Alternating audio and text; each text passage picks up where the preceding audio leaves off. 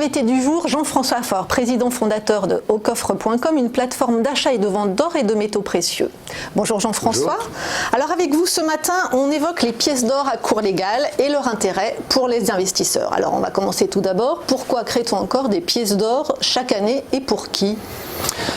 Alors finalement, c'est donc les États qui créent les pièces d'or à cours légal, puisque ce sont eux qui ont le droit d'émettre des pièces avec une valeur faciale, par exemple. Et donc ce qui est drôle, c'est d'observer que d'un côté, on a des États qui fustigent l'or et qui disent que c'est la relique barbare, etc., et qui continuent pour autant à en avoir des réserves. Donc ça veut dire que quelque part, ils considèrent que c'est une valeur refuge, une valeur ultime. Et les raisons pour lesquelles finalement ils en frappent, c'est une manière pour eux, quelque part, déjà d'affirmer la puissance de leur monnaie. Donc on est, vous voyez, sur quelque chose d'un peu ancestral, hein. On en est encore dans la génération du cashless à montrer la puissance de sa monnaie, aussi parce qu'on est capable d'émettre des pièces en or. Donc c'est une volonté presque marketing.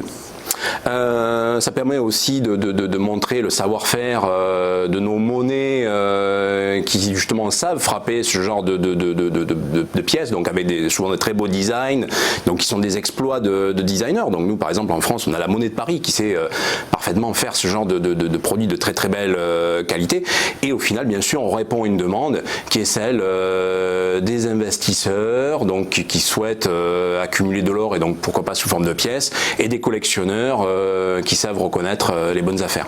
Et alors quelles sont les pièces les plus connues et à quoi correspond leur valeur faciale finalement ? Alors les 3-4 pièces les plus connues vont être essentiellement donc l'Eagle américaine, donc qui est une pièce avec une valeur faciale de $50.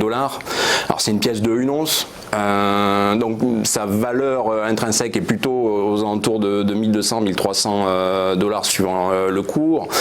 Donc c'est la pièce la plus frappée au monde, donc suivant les années, entre 100 000 et 1 million d'exemplaires. Elle a été vraiment mise sous les projecteurs depuis en fait les différentes dernières crises qu'on a pu avoir en 2008-2011. On a ensuite le Krugerrand, qui est la pièce d'or d'investissement à cours légal historique, donc qui est frappée depuis 1967. Donc c'est une pièce d'Afrique du Sud.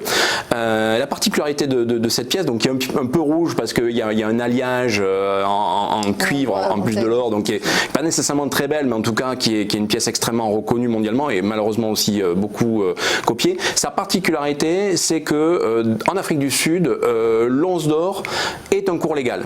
Donc c'est une pièce sans valeur faciale, vous n'allez pas voir dessus qu'elle vaut, je sais pas, 20 rands ou 30 rands, etc. Non, il n'y a rien de marqué. C'est l'once d'or est une monnaie, c'est la deuxième monnaie officielle d'Afrique du Sud.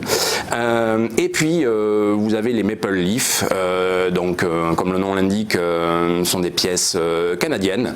Et là, pareil, avec 50 dollars canadiens de valeur faciale, toujours des pièces de 1 once avec différentes déclinaisons. Hein. Vous pouvez descendre à 1/10 d'once, 1/4, 1/2, voire avoir 2 onces. Et là, leur particularité, c'est que ce sont des pièces qui sont très pures. Autant les deux premières, l'Eagle et le Krugerrand, sont des pièces avec un alliage de cuivre ou d'argent suivant les choix qu'ils peuvent faire. Là, les pièces canadiennes sont des pièces très très pures. Donc l'intérêt, c'est que quand vous achetez 1 once, c'est vraiment le poids de cette pièce et aussi la contenance en or pur. La problématique, ce sont des pièces un petit peu plus fragiles. Donc si vous les touchez, si elles tombent, si elles sont rayées, ça marque immédiatement. Et nous par exemple chez aucoffre.com, c'est des pièces que pendant une certaine époque on n'aimait pas trop vendre parce que des fois elles étaient très brillantes, sur les photos ça rendait pas bien, donc c'était des pièces un peu particulières.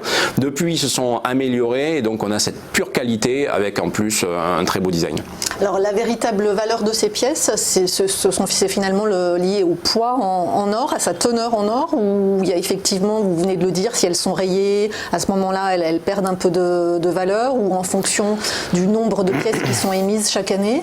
Alors, ça va pas se jouer à grand chose, mais effectivement, la qualité de la pièce va œuvrer à quelques pourcents sur le prix, mais donc clairement, intrinsèquement, sur la majorité de ces pièces, et c'est la raison pour laquelle la plupart des gens les achètent, c'est qu'elles suivent strictement le cours de l'or, donc le cours de l'or international, le cours de l'once, et donc elles sont très simples finalement à calculer dans leur prix, puisque si vous avez une pièce de 1 once et que l'once est à par exemple $1 300, vous savez que votre pièce vaut $1 300 ou sa conversion sont en euros.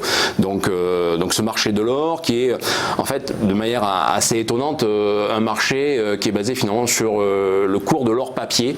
Donc tous les échanges quotidiens donc qui se comptent en dizaines ou centaines de tonnes d'or échangé, mais qui sont en grande partie de l'or papier, et c'est ça qui fixe le cours de ces pièces qui ont un petit pourcentage au-dessus de cette valeur, mais qui est lié juste au négoce et à l'offre et à la demande. Et est-ce qu'on peut les acheter ou les vendre facilement? Est-ce qu'il s'agit d'actifs liquides finalement?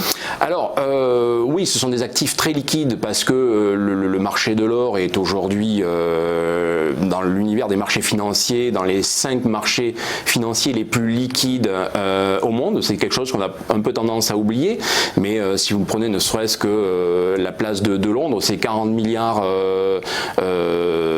d'euros ou équivalents qui sont échangés quotidiennement, un peu plus sur la place de New York. Donc vous voyez un petit peu les volumes, c'est énorme. Donc la liquidité, elle est absolue. Par contre, après, il peut y avoir une petite nuance, c'est quand vous vous intéressez à certaines pièces qui vont être un petit peu plus rares, parce que, et c'est aussi un petit peu la logique de cette frappe, c'est que des fois, il y a des tirages qui sont limités, voire très limités. Et là, on se retrouve dans une logique qui est un petit peu différente, qui n'est plus totalement celle de l'investisseur, mais qui devient celle du collectionneur. Et les différentes monnaies qui frappent ce genre de pièces en jouent un petit peu pour créer un peu une forme d'aura autour de ces pièces, une rareté dans le second marché, donc qui est le marché des particuliers, et là plus de l'offre et de la demande. Et est-ce que la fiscalité est avantageuse? Alors la fiscalité, initialement, si on pense à celle de l'or, en France, on s'imagine qu'elle est plutôt désavantageuse parce qu'on pense de suite à la taxe forfaitaire que l'on peut payer quand on rentre dans une boutique, vous remettez vos pièces à celui qui est capable de vous les acheter et vous dit voilà, hop, cette pièce je la reprends, mais je prends aussi une taxe de 11,5. Dans le cas des pièces à cours légal, et c'est souvent compliqué de faire entendre leur spécificité à une boutique, c'est qu'au final ce sont des devises. Alors certains vont dire oui, ce sont des pièces de collection, mais non, une pièce qui est frappée à 100 000 exemplaires, à 1 million d'exemplaires, je suis désolé, ce n'est pas une pièce de collection, c'est bien une devise. Alors c'est vrai que sa valeur intrinsèque, c'est bien celle de l'or, mais sa valeur faciale, légale, est bien celle qui est marquée dessus, donc c'est une devise. Et là, on rentre dans une fiscalité particulière qui est celle des biens meubles, où déjà en dessous d'une transaction de 5 000 €, vous n'avez pas de taxe qui s'applique. Et si cette transaction va au-delà de 5 000 €, vous allez avoir à ce moment-là donc une imposition sur les plus-values, donc 36,2% sur les plus-values, qui va être dégressive dans le temps, à partir de la 3e année, faisant qu'au bout de 22 ans, vous n'avez plus d'imposition dessus. Donc fiscalement, ça peut être effectivement très intéressant sur des quantités qui peuvent être limitées si vous savez les revendre petit à petit. Et alors quel est l'intérêt pour un investisseur de conserver ses torts, voire de collectionner ses pièces? Bon, l'intérêt primordial, c'est que c'est avant tout de l'or. Donc on ne va pas reparler des intérêts de l'or et des avantages de l'or en tant que valeur refuge, épargne de précaution, etc. Donc que je disais, reconnu par les États, évidemment reconnu par l'industrie de la finance, puisqu'elle négocie tous les jours, et reconnu par les particuliers. Donc vous avez un consensus là-dessus, totalement universel, d'outils de précaution. Mais après l'intérêt, et donc c'est là où on peut joindre l'utile à l'agréable, c'est ce que j'évoquais vis-à-vis de cette notion de collection. Et là vous pouvez trouver des pièces qui peuvent être très intéressantes, même dans des choses que l'on peut qualifier de courantes. Je pense par exemple aux souverains, qui sont des pièces à cours légal, qui sont frappées depuis le 19e siècle pour entre guillemets les pièces modernes, et vous en avez des dizaines de types dont certains sont devenus rares ou certains ont des particularités. Je vais prendre un exemple, c'est par exemple Édouard VII, qui est une pièce en or qui est plutôt recherchée dans certains pays parce que c'est une tête d'homme dirigée vers la droite, et donc pour eux ça a un sens plus fort que, imaginons la même pièce avec une face orientée vers la gauche. Vous voyez, donc comme quoi des fois la valeur ça tient à des choses très subjectives ou très locales. Donc là il peut y avoir un petit jeu très intéressant pour constituer à la fois une collection, vous faire plaisir, et pour autant ça reste de l'or. Et donc dans le pire des cas, la valeur intrinsèque de l'or, elle est là, et même si la pièce était absolument abîmée, vous la revendez comme si c'était un lingot, mais ça reste de l'or. Juste pour terminer, on n'en a pas parlé, la conservation de ces pièces, elle doit être méticuleuse ou non, effectivement, abîmées, elles perdent à peine de leur valeur? Alors, dans le cas des pièces de collection, si elles sont abîmées, elles perdent radicalement de leur valeur puisqu'elles sont ramenées carrément à la valeur du poids de l'or. Donc plus ce sont des pièces rares, évidemment, il faut les préserver de la meilleure manière. À plus forte raison quand il s'agit de pièces en or pur.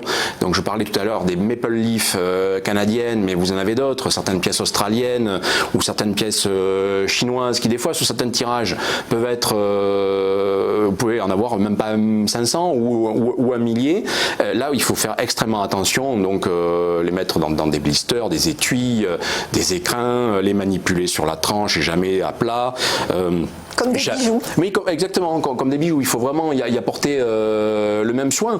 Et même si ce ne sont pas des pièces de collection, mais à la fois pour les regarder, vous n'avez quand même pas envie qu'il y ait une balafre en travers de votre pièce lorsque vous la présentez ou vous voulez la revendre à quelqu'un. Non, ni sur votre bijou.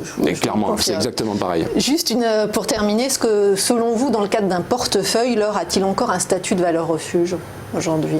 Écoutez, là, depuis les derniers mois, depuis les dernières années, depuis les derniers siècles ou millénaires, l'or a prouvé sa place. Il ne faut pas lui faire dire ce qu'il ne vous racontera pas. Donc l'or n'est pas là pour rendre les gens plus riches.